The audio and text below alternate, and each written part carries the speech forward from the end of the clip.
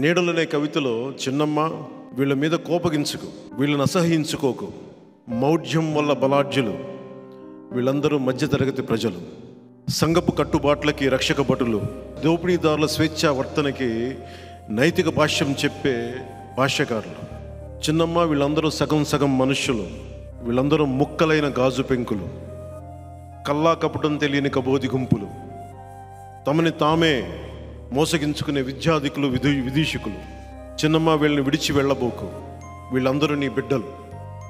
వాచకాల్లో నీతుల్ని వల్లిస్తూ, దరిద్రంలో హరిద్రా శోభల్ని వాళ్ళు గుర్తిస్తూ, ఓపిక లేని భార్యలకి సహనాన్ని బోధిస్తూ, ధైర్యం లేని తమ స్వభావాన్ని ధర్మమని పిలుస్తూ, బరువుగా బెదురుగా బతుకుతున్న వీళ్ళ మధ్య డైనమైట్లు పేలాలి, డైనమోలు తిరగాలి, కాళరాత్రి వేళ కంకాళాలు చెప్పిన రహస్యం తెలియాలి, దారి పక్కన నిలిచిన 3 చెట్ల బాధని అనువదించాలి, పచ్చికలో దాక్కున్న పాముల్ని, విష పాముల్ని బుట్టలోకి పట్టాలి, రేపటి ఉదయానికి ఈవేళ వెలుగులు సమకూర్చుకోవాలి. చిన్నమ్మ అసలే చీకటి, గడాంధకారం, దారంతా గోతులు, ఇల్లేమో దూరం, చేతిలో దీపం లేదు, ధైర్యమే ఒక వచనం.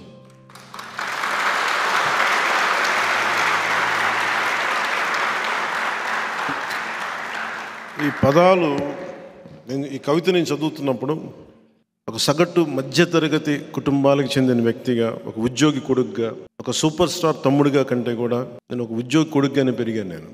నా బాధ, నా వ్యధ, అధికారాన్ని దుర్వినియోగం చేసే వ్యక్తులు చేసే తప్పులు, మన తల ఉంచుకొని వెళ్తున్నా మన మీద దాడి చేసే సమూహాలు, ఇవన్నీ నాకు చాలా చాలా ఆలోచనింపజేసేనాను.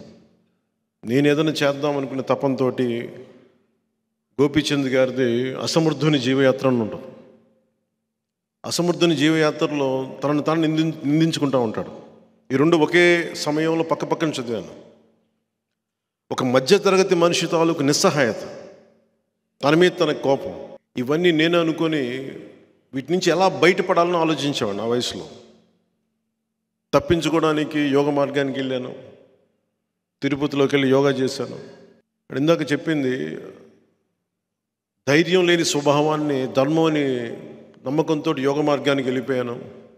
అలాంటి సమయంలో మా అన్నయ్య వచ్చి, నువ్వు నిజంగానే యోగ మార్గంలోకి వెళ్తున్నావా, లేదంటే నువ్వు ఏదైనా బాధ్యతలు తప్పించుకొని తిరుగుతున్నావా అంటే, ఆయన తప్పని చెప్పడానికి నేను ఒక వృత్తిని ఎంచుకున్నాను, యాక్టింగ్ అనే వృత్తిని.